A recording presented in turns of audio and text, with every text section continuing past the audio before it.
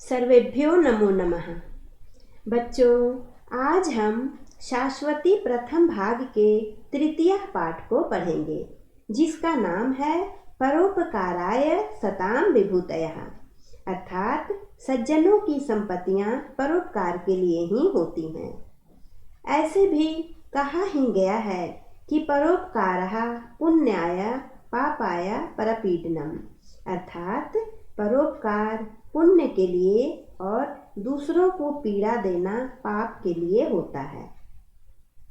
जो लोग परोपकार जैसे पुण्य कार्य में लगे रहते हैं, देवता भी उन्हीं का साथ देते हैं। बच्चों, आज का जो पाठ है वह इसी भाव पर आधारित है। तो चलिए देखते हैं कि पाठ में क्या है। पाठ का शीर्षक है परोपकाराय सताम विभूतयः। परोपकाराय में चतुर्थी विभक्ति है और इसका अर्थ हुआ परोपकार के लिए। सताम में षष्ठी बहुवचन है, इसका अर्थ हुआ सज्जनों की।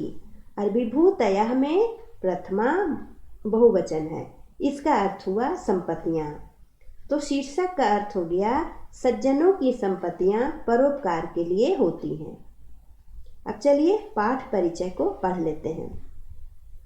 संस्कृत साहित्य में जातक कथाओं का अपना विशेष महत्व है। ये कथाएं मूलतः पाली में हैं, जिनकी संख्या 547 है।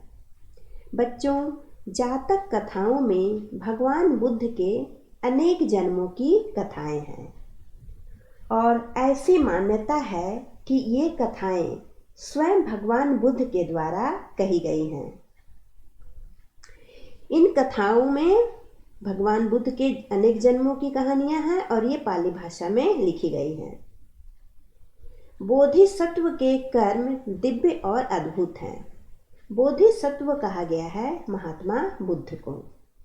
जैसा कि मैंने कहा कि जातक कथाओं में महात्मा बुद्ध के अनेक जन्मों की कथाएं हैं, तो इस जन्म में महात्मा बुद्ध बोधिसत्व के रूप में आए हैं। इनका अवतरण बोधिसत्व के रूप में हुआ है। तो उनका जो कर्म है वह बहुत ही अद्भुत है। बच्चों, बोधिसत्व का अर्थ होता है कि जो ज्ञान प्राप्ति के अभ्यास में हमेशा लगे रहते हैं, यानी जो उद्योगशील प्राणी है, जो ज्ञान, सत्य, दया आदि का अभ्यास करने वाला जो साधक है, उसी को बोधिसत्व कहा जाता है। तो उनका जो कर्म है वह बहुत ही दिव्य और अद्भुत है। उनका जीवन अलौकिक और आदर्श है। कहने का तात्पर्य है कि महात्मा बुद्ध के जो आचरण हैं, उनके जो कर्म हैं, वह हम सभी के लिए ग्रहण करने योग्य हैं। इसी से प्रेरणा लेकर आर्यशूर ने जातक माला ग्रंथ की रचना की, यानी कि बोधिसत्व के गुणों से ही आकर्षित होकर प्रेरणा लेकर आर्यशूर ने जातक माला ग्रंथ की रचना की। यह ग्रंथ गद्य पद्य मिश्रित संस्कृत में है। यह जो जातक माला ग्रंथ है, इसके रचनाकार हैं आर्यशूर और इसमें गद्य और पद्य दोनों हैं। बच्चों, जिसमें केवल गद्य होता है उसे गद्य काव्य, जिसमें केवल पद्य होता है उसे पद्य काव्य, और जिसमें गद्य और पद्य दोनों मिश्रित होता है उसे चंपू काव्य कहा जाता है। तो इस प्रकार जातक माला को हम लोग चंपू काव्य भी कह सकते हैं। प्रस्तुत पाठ इसी ग्रंथ के 15वें जातक मत्स्य जातकम का संक्षेप है। यह जो पाठ लिया गया है परोपकाराय सताम विभूतयः, वह जातक माला का 15वां पाठ है, जिसका नाम है मत्स्य जातकम। इसी से इस अध्याय को लिया गया है। इसमें बताया गया है कि सत्य तपोबल के आधार पर किस प्रकार मत्स्याधिपति के रूप में बोधिसत्व अपने साथी मत्स्यों की प्राण रक्षा करने में समर्थ होते हैं। वस्तुतः सत्व गुण से परिपूर्ण आचरण देवताओं को भी वश में कर सकता है। जिनके गुण अच्छे होते हैं, जिनके आचरण अच्छे होते हैं, उनके वश में देवता भी हो जाते हैं। यही इस पाठ में दिखाया गया है। चलिए अब पाठ को पढ़ते हैं। बोधिसत्वः किल कस्मिंश्चित् न अतिमहति कमले कुवलय आदि विभूषित सलिले हंस चक्रवाक आदि शोभिते तीरांत तरु कुसुम अवकीर्णे सरसी मत्स्याधिपति ही बभुआ। किसी समय किसी सरोवर में जो न अति महती, जो बहुत बड़ी नहीं थी, कमल आदि से सुशोभित, कमल और कुवलय आदि, कुवलय कहा गया है नीलकमल को, कमल और नीलकमल से सुशोभित तथा सुशोभित जल में, तथा हंस चक्रवाक आदि पक्षियों से सुशोभित, और जिनके किनारे तीरांत तरु कुसुम अवकीर्णे, जिनके किनारे वृक्ष और फूलों से ढके हुए थे। यहाँ पर सरोवर की विशेषताएं बताई गई हैं कि सरोवर कैसा था। सरोवर बहुत अधिक बड़ा नहीं था और उसमें कमल और नीलकमल आदि खिले हुए थे, तथा उसके जल में हंस और चक्रवाक आदि पक्षी तैरते रहते थे, तथा उस सरोवर के किनारे वृक्ष और फूल लगे हुए थे। ऐसे किनारों वाले सरोवर में मछलियों के राजा मत्स्याधिपति, मछलियों के राजा बोधिसत्व हुए। बहुषु जन्मांतरेषु परोपकाराभ्यासवशात् तत्रस्थः अपि परहित सुख साधने व्यापृतः अभवत्। अनेक जन्मों के परोपकार, अनेक जन्मों में परोपकार करने के अभ्यास के कारण वहाँ पर रहकर भी तत्रस्थः, वहाँ पर रहकर भी वे परहित सुख साधने, दूसरों के परोपकार करने में ही लगे हुए थे। अनेक जन्मों से परोपकार करते आ रहे थे, उसी के अभ्यस्त थे। कौन? बोधिसत्व यानी कि महात्मा बुद्ध। तो इस जन्म में भी उस सरोवर में रहकर वे परोपकार कार्य में ही लगे हुए थे। इष्टानाम इव च स्वेषाम् अपत्यानाम् उपरि सौहार्दत्वाद् महासत्त्वः तेषां मीनानां दान प्रियवचन आदि क्रमैः ही परम अनुग्रहं चकार। प्रियजनों के समान, इष्ट नाम एवं प्रियजनों के समान, स्वेषाम अपत्यानाम अपने बच्चों के ऊपर, अपनी संतानों के ऊपर प्रेम से उस महासत्व ने, महासत्व कहा गया है बोधिसत्व को ही, उस महासत्व ने उन मछलियों पर, तेषाम मीनाना, उन मछलियों पर दान और प्रिय वचन आदि के क्रम से परम कृपा की। उन मछलियों पर जो कि उस सरोवर में रहते थे, बोधिसत्व ने उन पर बहुत ही कृपा की। अथा कदाचित सत्वानाम भाग्य वैकल्यात् प्रमादाच्च सम्यक देवो न वावर्षा। एक बार किसी समय प्राणियों के दुर्भाग्य से या उनकी लापरवाही के कारण, दुर्भाग्य कहें या लापरवाही कहें, बारिश नहीं हुई। सम्यक देवो न वावर्षा यानी कि इंद्रदेव ने बारिश नहीं की। वृष्टेः अभावे तत्सरः कदम्ब कुसुम गौरेण नौ सलिलेन यथा पूर्वम न परिपूर्णम जातम। वृष्टि अभावे यानी कि बारिश के अभाव में, तत्सरः वह सरोवर जो था, कदम कुसुम गौरेन यानी कि कदम फूल के समान, गौरेन यानी कि स्वच्छ, स्वच्छ जल, स्वच्छ और नौ सलिलेन, स्वच्छ और नए जल से पहले की भांति यथा पूर्वम न परिपूर्णम जातम, परिपूर्ण नहीं हुआ। पहले जिस प्रकार वह कदम कुसुम के समान स्वच्छ जल से परिपूर्ण हो जाता था, इस बार वृष्टि के अभाव में वह सरोवर जो है कदम के समान स्वच्छ और नए जल से पहले की भांति परिपूर्ण नहीं हुआ, यानी वह खाली का खाली रह गया। क्रमेण च उपगते निदाघ काले दिनकर किरणैः अभितप्तया धरण्या ज्वालानुगतेनैव मारुतेन पिपासावसाद इव प्रत्यहम् आपीयमानं तत्सरः लघुपल्वलम् इव अभवत्।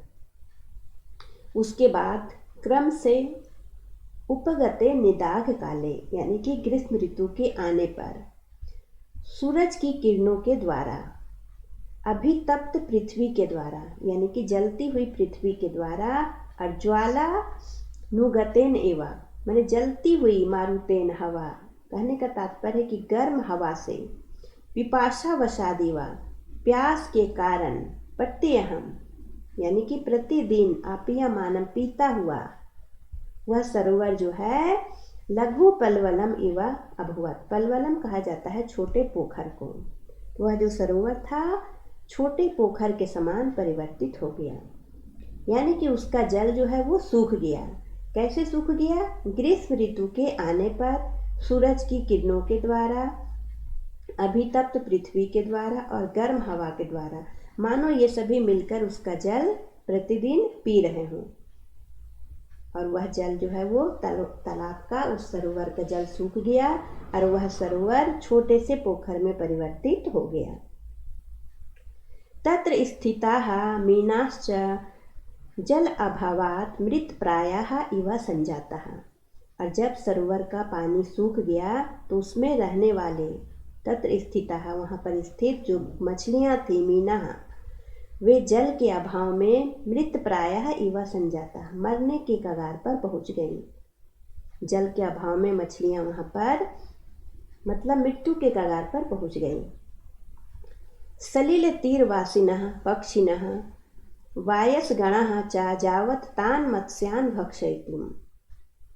और उस जल के किनारे रहने वाले सलिल तीरवासिना पक्षिणः जो पक्षी थे, वायसगणः यानी कि वायस कहा जाता है कौवा को, कौवा आदि जो पक्षी थे, जब तक वे मछलियों को खाने के लिए भक्षयितुम मछलियों को खाने के लिए चिंतयन्ति समा सोच रहे थे, तावत् तब तक विषाद दैन्य वशगम मीनकुलम अवेक्ष्य बोधिसत्वः करुणायमानः चिंताम आपेते।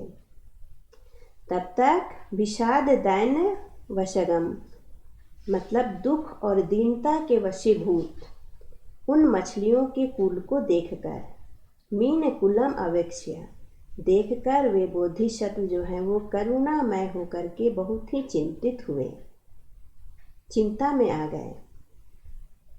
कष्टाबत इवम आपद आपतिता मीना नाम। हाँ, यह कैसी विपत्ति इन मछलियों पर आ पड़ी है। इस तरह से दुखी होकर वे कहते हैं। बत का अर्थ होता है हाय। दुख में जब व्यक्ति कहते हैं कि हाय, यह कैसी विपत्ति इन मछलियों पर आ पड़ी है,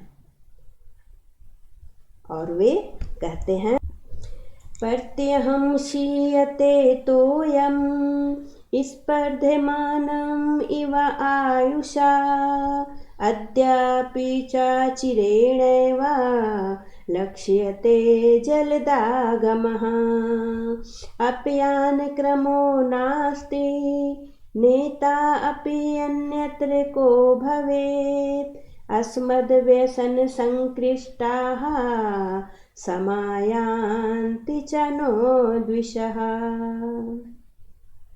अर्थात वे कह रहे हैं कि प्रत्यहम क्षीयते, प्रत्यहम का अर्थ है प्रतिदिन, क्षीयते यानी कि घट रहा है, तोयम जल, स्पर्धमानम इव आयुषा मानो कि आयु के साथ प्राणियों के आयु के साथ स्पर्धा करता हुआ इस सरोवर का जल प्रतिदिन घट रहा है। जिस प्रकार प्राणियों की आयु प्रतिदिन घटती जाती है, हमारी आयु जो है प्रतिदिन एक एक दिन करके घटती जाती है, उसी प्रकार यहाँ पर कह रहा है कि इस सरोवर का जो जल है वह मानो आयु के साथ स्पर्धा करता हुआ प्रतिदिन घटता जा रहा है। यहाँ पर बच्चों अनुष्टुप छंद है और उत्प्रेक्षा अलंकार है। स्पर्धा करता हुआ किसके साथ? आयु के साथ। प्रतिदिन सूखता जा रहा है, घटता जा रहा है। और अद्यापि च चिरेणैव लक्ष्यते जलदागमः, और अभी भी जल का आगमन यानी कि बारिश का होना दूर तक अब दूर लग रहा है, यानी कि अभी तक बारिश होने की कोई संभावना दूर तक दिखाई नहीं पड़ रही है। अपयान क्रमो नास्ति, और यहाँ से बाहर निकलने का कोई मार्ग भी नहीं है। नेता अपि अन्यत्र को भवेत्, और यहाँ से बाहर हमें ले भी कौन जाए।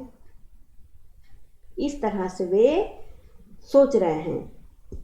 अस्मद व्यसन संकृष्टाः, और हमें कष्टों में देखकर।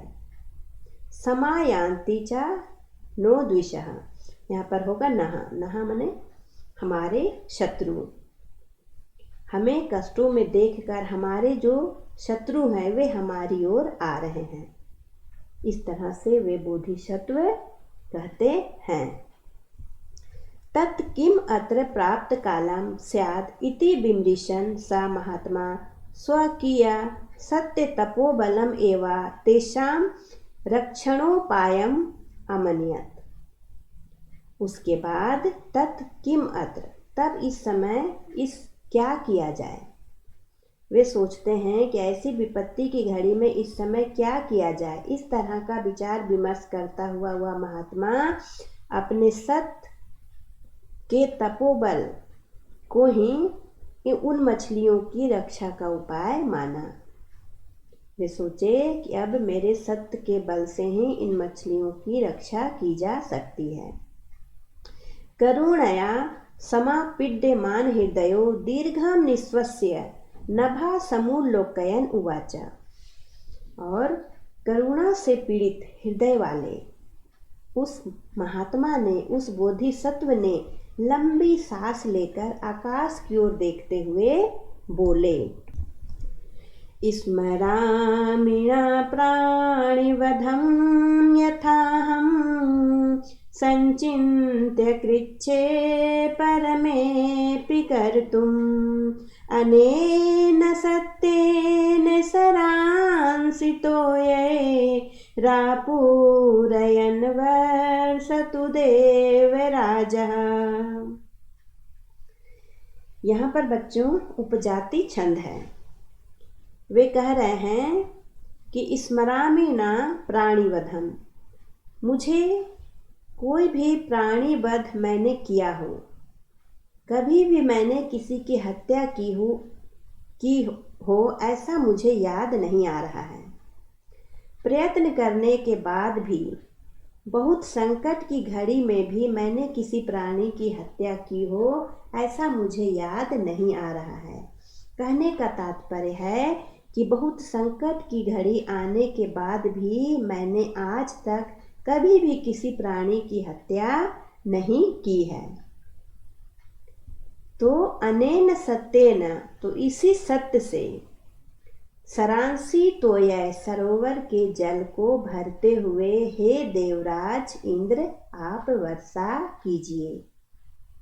उस बोधिसत्व महात्मा ने इंद्र को, देवराज इंद्र को प्रार्थना कर रहे हैं, इंद्र की प्रार्थना करते हुए कह रहे हैं कि मैंने आज तक कोई पाप कर्म नहीं किया है, क्योंकि मैं कोशिश करने के बाद भी याद नहीं कर पा रहा हूँ कि बड़ी मुसीबत आने के बाद भी मैंने किसी की हत्या की हो, किसी प्राणी को कष्ट दिया हो। इसलिए आप मेरे इसी सत्य के प्रभाव को देखकर इस सरोवर में जल भरने के लिए आप बारिश करिए। इस तरह से वे इंद्रदेव की प्रार्थना करते हैं। बच्चों, उसके बाद क्या होता है, इंद्रदेव वर्षा करते हैं या नहीं, इसको हम लोग अगले वीडियो में पढ़ेंगे। तब तक आप लोग यहीं तक का अभ्यास करते रहें। धन्यवाद।